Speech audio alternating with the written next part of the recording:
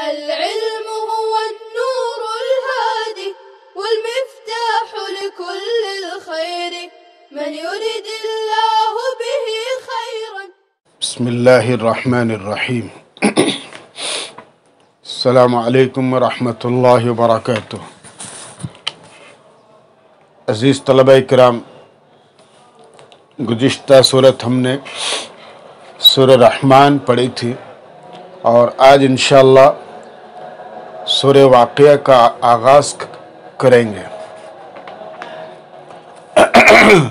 سورہ واقعہ جیسا کہ آپ جانتے ہیں مکی صورت ہے اور ابن عباس اور قتادہ سے اس کے آیات کی تعداد 99 حجازی اور شامی ہے.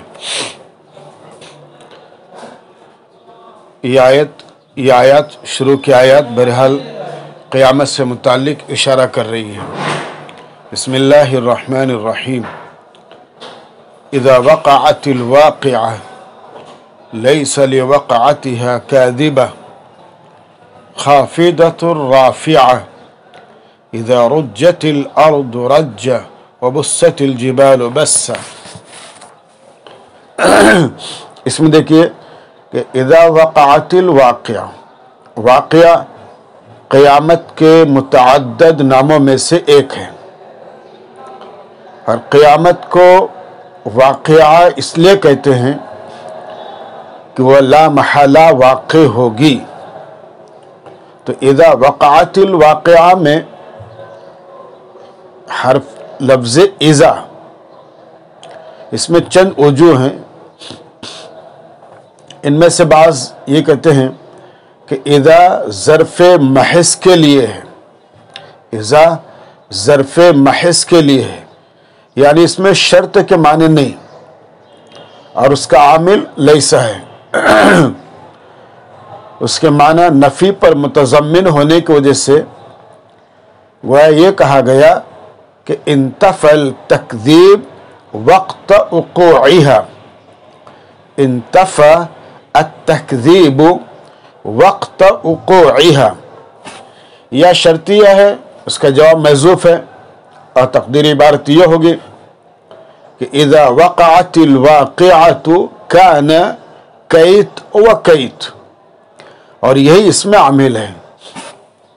اور جہاں تک بات ہے لیس لوقعتها میں لام، تو یہ لام بمعنی فی ہے اور مضاف محذوف ہے.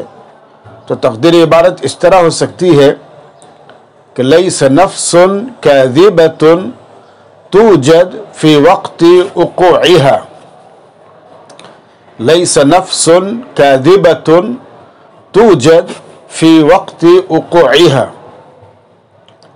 کاذبہ کا موصوف نفس محذوف ہے. اور اس کے بعد پھر عبارت ہے خافضۃ الرافعہ. خافضہ یہ ہی مبتدا محذوف کی خبر ہے، جیسے کہ مفسر علام نے ہیا کا اضافہ کر کے اشارہ کر دیا اور مدہرۃ کے لفظ سے اشارہ کر دیا کہ خفض اور رفع تو علم ازلی کے اعتبار سے مقدر ہو چکا ہے، قیامت اس کو ظاہر کر دیں گے. یعنی خفض اور رفع یہ اللہ کے علم میں علم ازلی کے اعتبار سے مقدر ہے، قیامت اس کو ظاہر کر دیں گے. اور یہ فرمایا کہ اذا رجت الارض رجا، یا تو اول اذا سے بدل ہے جیسے کہ مفسر کا مختار ہے، یا پھر ثانی اذا اولا کی تاکید ہے، یا پھر شرطیہ ہے اور اس کا عامل مقدر ہے. اور یہ بھی ہو سکتا ہے کہ اس کے بعد والا فعل رجت عامل ہو. تو بہرحال یہ مختلف اس کی توجیحات ہیں. اس کے بعد پھر ایک لفظ ہے فَأَصْحَابُ الْمَيْمَنَةِ مَا أَصْحَابُ الْمَيْمَنَةِ. اصحاب المیمنہ مبتدا اول اور ما استفہامیہ مبتدا ثانی. اصحاب المیمنہ جملہ ہو کر مبتدا ثانی کی خبر اور مبتدا ثانی اپنے خبر سے مل کر مبتدا اول کی خبر. اب یہاں پر ایک سوال ہوتا ہے کہ جب خبر جب جملہ ہوتی ہے تو اس میں عائد کا ہونا ضروری ہوتا ہے اور یہاں پر عائد نہیں ہے. تو مفسر علام جواب دیتے ہیں کہ دیکھیے اس میں ظاہر قائم مقام ضمیر کے ہے، لہذا عائد کی ضرورت نہیں، اور بعد والے جملے کی بھی یہی ترکیب ہوں گی.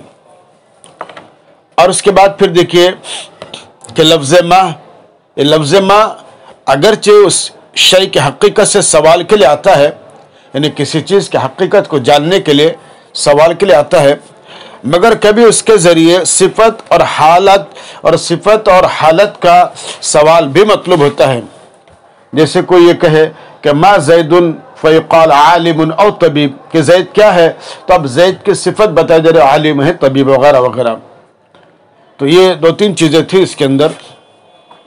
اور اس کے بعد پھر دیکھیے کہ سورہ رحمان اور اس سورت کے مضمون میں یکسانیت ہے، اس لیے کہ دونوں صورتوں میں قیامت، دوزخ اور جنت کے حالات اور اوصاف بیان کیے گئے ہیں. اور ظاہر ہے کہ دونوں میں مناسبت ہے کہ یہ دونوں صورتوں میں مجرمین کی سزا اور مطیعین کی جزا کا ذکر ہے. رہی بات بچوں اس صورت کے فضیلت کی، تو احادیث مختلف ہوتی ہیں. البتہ ابن مسعود رضی اللہ تعالیٰ عنہ سے ایک روایت مروی ہے، فرماتے ہیں کہ اللہ کے نبی صلی اللہ علیہ وسلم نے فرمایا من قرأ سورة الواقعات کل لیلۃ لم تصبہ فاقۃ. یہ صاحب روح المعانی نے ذکر کیا ہے ابن مسعود رضی اللہ تعالیٰ عنہ کی روایت، جس میں اللہ کے نبی صلی اللہ علیہ وسلم کا فرمان کہ من قرأ سورة الواقعات کل لیلۃ لم تصبہ فاقۃ، کہ جو شخص روزانہ رات میں سورہ واقعہ کی تلاوت کرے گا اس کو فاقے کی نوبت نہیں آئیں گی. اور اس طرح کی روایتیں بہرحال بہت ہے. ایک روایت میں پیغمبر علیہ السلام نے فرمایا، جس کو حضرت انس رضی اللہ تعالیٰ نے روایت کیا، آپ نے فرمایا کہ سورۃ الواقعۃ سورۃ الغنى، سورۃ الواقعۃ سورۃ الغنى فقرؤوها وعلموها اولادکم، کہ سورہ واقعہ جو ہے یہ غنا ہے، تم اسے پڑھا کرو، اپنے بچوں کو بھی سکھاؤ پڑھاؤ. تو یہ مختلف احادیث اور واقعات ہیں اس صورت کے فضیلت سے متعلق. دیکھیں بچے صورت میں لیس لوقعتها کاذبہ، اس کے 2 مطلب ہو سکتے ہیں. اول تو یہ کہ دنیا میں وقوع قیامت کی تکذیب کرنے والے بے شمار لوگ ہیں.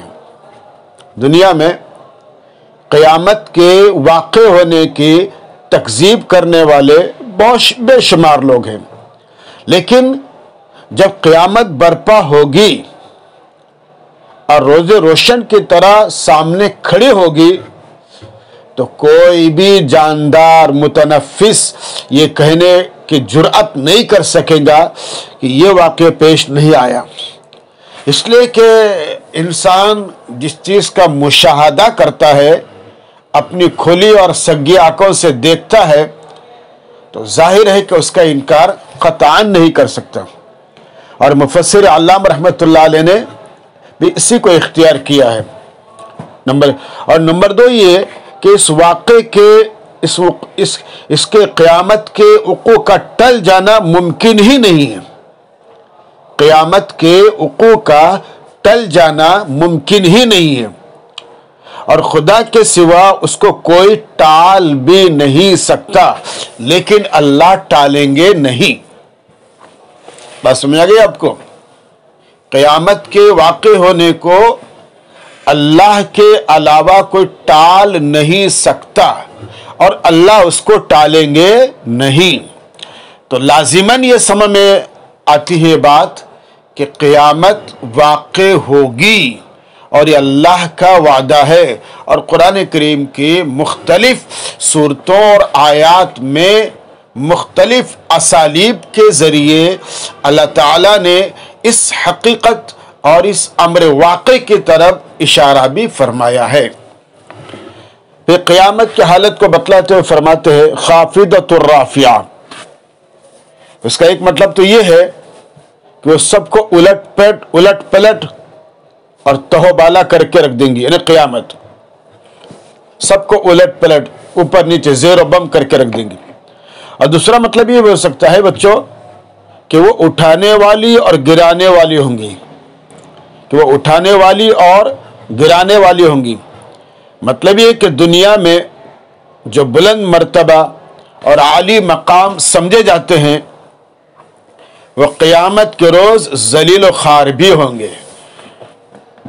اس لیے کسی بھی انسان کو جو اللہ نے اس کو مقام اور مرتبہ دیا ہے اس کا لحاظ کرنا چاہیے، تکبر نہیں کرنا چاہیے، اور اللہ کی اس نعمت پر اس کی قدردانی کرنی چاہیے۔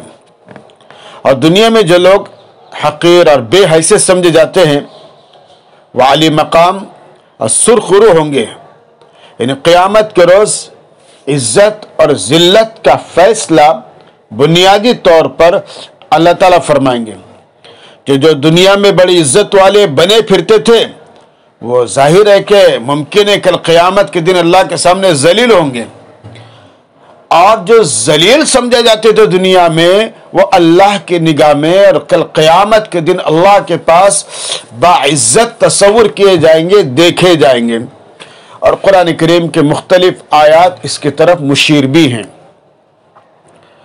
میدان محشر میں دیکھیے 3 قسم کے لوگ ہوں گے، جیسے کہ قرآن کریم کی آیات اس کی طرف اشارہ کر رہی ہے۔ تو 3 قسم کے کیسے لوگ ہوں گے بچوں؟ یعنی اعمال کے اعتبار سے ایک تو جماعت وہ ہوگی جن کے اعمال ان کے دائیں ہاتھ میں دیے جائیں گے، اور یہ لوگ ہوں گے اصحاب یمین والے، اور یہ عرش کے دائیں جانب ہوں گے، اور یہ لوگ سب لوگ جنتی ہوں گے، سب جنتی لوگ ہوں گے۔ اور دوسرے ایک جماعت ہوگی جن کے نامہ اعمال بائیں ہاتھ میں دیے جائیں گے، بائیں ہاتھ میں، اور یہ لوگ ہوں گے اصحاب شمال، اصحاب شمال، اور ان کا مقام عرش کے بائیں جانب ہوگا، اور یہ سب لوگ جہنمی ہوں گے۔ یہ 2 جماعتیں آ گئی بچوں۔ اور ایک تیسری جماعت ہوگی، یہ ہوں گی سابقین اور مقربین کی، اور ان لوگوں کا مقام عرش کے سامنے خصوصی امتیاز اور قرب کے اعتبار سے ہوگا۔ اور سابق سے قیامت کے احوال اور احوال کا ذکر چلا آ رہا ہے۔ اس سلسلے میں فرمایا گیا کہ زمین کو زلزلے کے شدید جھٹکے سے دوچار کیا جائے گا، اور عالمی اعتبار سے جھٹکا ہوگا، تہوبالا ہوں گی تمام چیزیں، اور پہاڑ جیسے مضبوط اور پائیدار مخلوق بھی ریزہ ریزہ ہو کر ریگے رواں ہو جائیں گے، پرا گندہ غبار کی طرح ہو جائیں گے۔ اس لیے پھر اللہ تعالیٰ نے فرمایا وَكُنْتُمْ أَزْوَاجًا ثَلَاثًا۔ تو کنتم کا خطاب اگرچہ بظاہر ان لوگوں سے ہے جن کو یہ کلام سنایا جا رہا ہے، یا اس کے مخاطب وہ لوگ ہیں جو اس کو پڑھ کر سن رہے ہیں، مگر اس سے تمام مکلفین مراد ہیں، خواہ جن ہو یا انس ہو، اور قیامت کے دن سب کے سامنے جو معاملہ پیش ہوگا وہ تمام چیزیں۔ تو جیسے ہم نے آپ کو بتایا کہ لوگوں کے 3 گروہ 3 جماعتیں ہوں گی، تو قرآن کریم کی آیت میں اسی کی طرف اشارہ کیا گیا، انہی گروہ کی طرف کہ اصحاب المیمنہ، میمنہ یہ یمین سے مشتق ہے، اس کے معنی داہنے ہاتھ کے، اور یہ یمنن سے بھی ہو سکتے، اس کے معنی نیک فعال اور نیک شگون کے ہیں۔ تو اگر اس کو یمین سے مشتق مانا جائے تو اصحاب میمنہ کے معنی ہوں گے داہنے ہاتھ والے۔ تو اس کا ایک مطلب تو وہ ہے جو ظاہر ہے کہ اصحاب الیمین سے وہ لوگ مراد ہیں جن کا نام اعمال داہنے ہاتھ میں دیا جائے گا، یا خوش نصیب اور سعید لوگ مراد ہوں گے۔ اور دوسرا مطلب یہ بھی ہو سکتا ہے کہ اصحاب الیمین سے مراد عالی مرتبہ لوگ، اور اہل عرب سیدھے ہاتھ کو قوت اور عزت کا نشان سمجھتے تھے۔ اہل عرب سیدھے ہاتھ کو قوت اور عزت کا نشان سمجھتے تھے، جس کا احترام مقصود ہوتا تھا اس کو مجلس میں داہنے ہاتھ کی طرف بٹھاتے تھے۔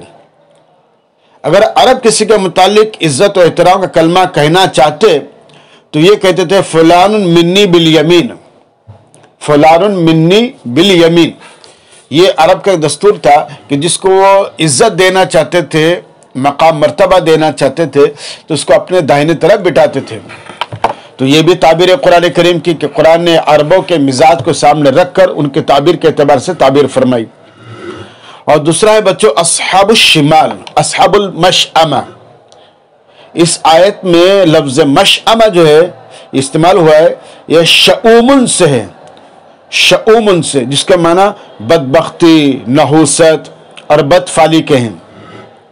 اور عربی زبان میں بائیں ہاتھ کو شوما، شوما بولا جاتا ہے، تو اسی سے شومی قسمت بھی کہا جاتا ہے.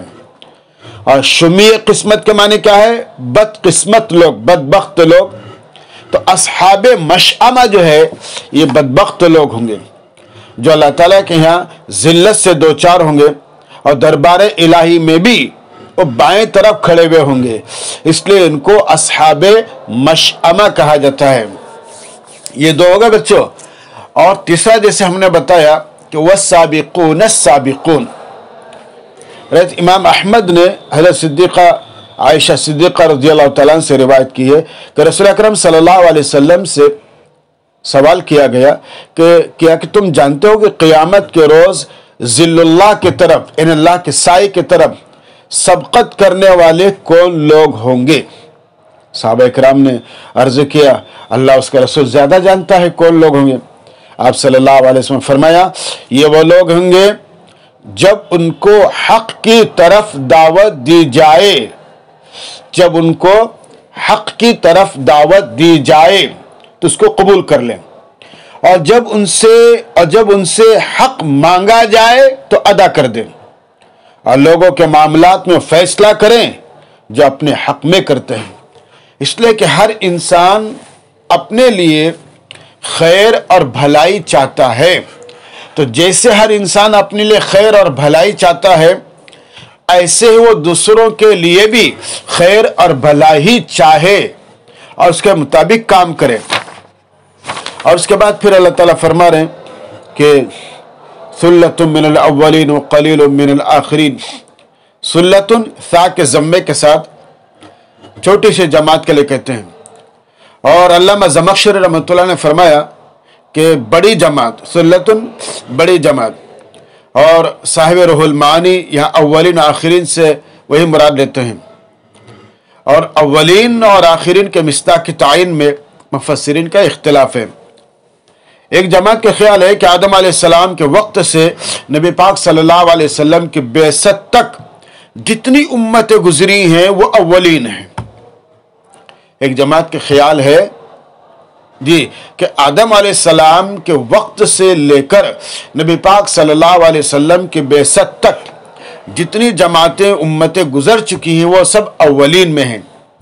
اور آپ صلی اللہ علیہ وسلم کی بعثت کے بعد سے قیامت تک جتنے لوگ ہیں وہ سب آخرین میں ہیں.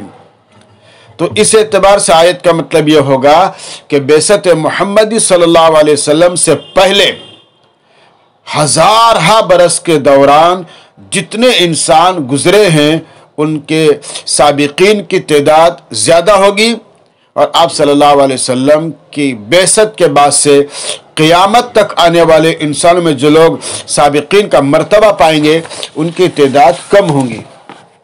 اچھا، دوسری جماعت کا کہنا یہ ہے کہ اولین اور آخرین سے مراد آپ صلی اللہ علیہ وسلم کی امت کے اولین اور آخرین مراد ہیں.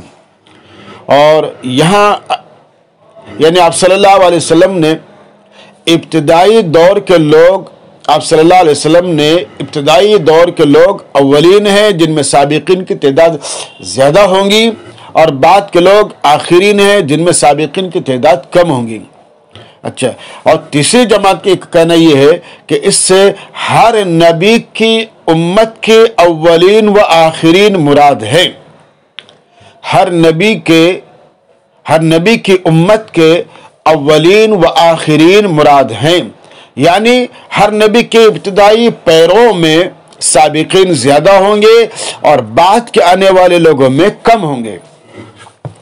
تو آیت کے الفاظ میں تینوں مفاہیم حامل ہیں.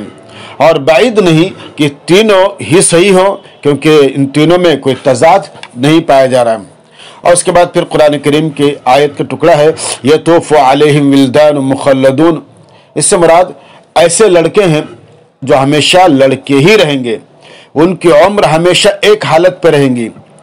ان جنتی غلمانوں کے متعلق راج تحقیق یہ ہے بچوں کہ وہ حوروں کی طرح جنت ہی میں پیدا ہوں گے، اور یہ سب اہل جنت کے خادم ہوں گے۔ حضرت علی اور حضرت حسن بصری رحمۃ اللہ علیہ فرماتے ہیں کہ یہ اہل دنیا کے وہ بچے ہوں گے جو بالغ ہونے سے پہلے فوت ہوئے ہوں گے، چونکہ ان کی نیکی بدی کچھ نہ ہوگی، جس کی وجہ سے وہ نہ جزا کے مستحق ہوں گے اور نہ سزا کے۔ لیکن خیال رہے کہ اہل دنیا سے وہی لوگ مراد ہیں جن کو جنت نصیب نہ ہوئی ہو، ورنہ تو مؤمنین صالحین کے بچوں کے بارے میں خود قرآن کریم نے شہادت دی ہے کہ وہ اپنے آبا کے ساتھ جنت میں ہوں گے، وَأَلْحَقْنَا بِهِمْ ذُرِّيَّتَهُمْ۔ اور اس کے بعد پھر آخر کے اس کو کہ آخر کی آیت اللہ تعالیٰ فرما رہے ہیں کہ اِنَّا أَنشَأْنَاهُنَّ إِنشَاءً، انشاء کے معنی پیدا کرنے کے ہیں، اور آیت کے معنی یہ ہوں گے کہ ہم نے جنت کی عورتوں کی تخلیق ایک خاص انداز سے کی ہے۔ یہ خاص انداز حوران جنت کے لیے تو اس طرح ہے کہ وہ جنت ہی میں بغیر واسطے ولادت کے پیدا کی گئی ہیں، اور دنیا کی عورتیں جو جنت میں جائیں گی ان کی خاص تخلیق سے مطلب یہ ہوگا کہ جو دنیا میں بد شکل سیاہ رنگ یا بوڑھی تھی، اب اس کو حسین شکل صورت میں انتہائی حسین شکل صورت میں جوان کر دیا جائے گا۔ جیسے کہ ترمذی اور بیہقی میں حضرت انس رضی اللہ تعالیٰ عنہ کی روایت ہے کہ رسول اکرم صلی اللہ علیہ وسلم نے فرمایا ان انشأناہن کی تفسیر میں کہ جو عورتیں دنیا میں بوڑھی اور سفید بال والی بد شکل تھیں، انہیں یہاں جنت میں نئی تخلیق حسین اور جوان بنا دیا جائے گا۔ اور بیہقی نے حضرت عائشہ صدیقہ رضی اللہ تعالیٰ عنہ سے ایک روایت کی ہے کہ ایک روز نبی کریم صلی اللہ علیہ وسلم گھر میں تشریف لائے، میرے پاس ایک بڑھیا بیٹھی ہوئی تھی، آپ نے دریافت فرمائی کون ہے؟ میں نے عرض کیا کہ میرے رشتے کی خالہ ہے۔ اللہ کے نبی صلی اللہ علیہ وسلم نے بطور مزاح فرمایا لا تدخل الجنت عجوز، لا تدخل الجنت عجوز، یعنی جنت میں کوئی بڑھیا نہیں جائیں گی۔ وہ بیچاری بہت غمگین ہو گئی، رونے لگی، اور بعض روایت میں فرمایا کہ رونے لگی تو رسول اکرم صلی اللہ علیہ وسلم نے ان کو تسلی دی اور اپنی بات کی حقیقت بیان فرمائی کہ جس وقت جنت میں جائیں گی تو بوڑھی نہ ہوں گی بلکہ جوان ہوں گی، اور جوان ہو کر جنت میں داخل ہوں گی۔ یہ اس طرح سے اللہ تعالیٰ جنت میں ہر ایک کو جوان رکھیں گے تاکہ وہ جنت کی نعمتوں سے لطف اندوز ہو سکے۔ یہ یہاں تک ہم نے ان چند آیات سے متعلق گفتگو کی، اور انشاءاللہ آئندہ مجلس میں بقیہ آیات سے متعلق انشاءاللہ گفتگو کریں گے۔ والسلام علیکم ورحمۃ اللہ وبرکاتہ۔ السلام عليكم، لا تنسوا الاعجاب بالفيديو والاشتراك في القناة تشجيعا لنا لنستمر بنشر المزيد إن شاء الله.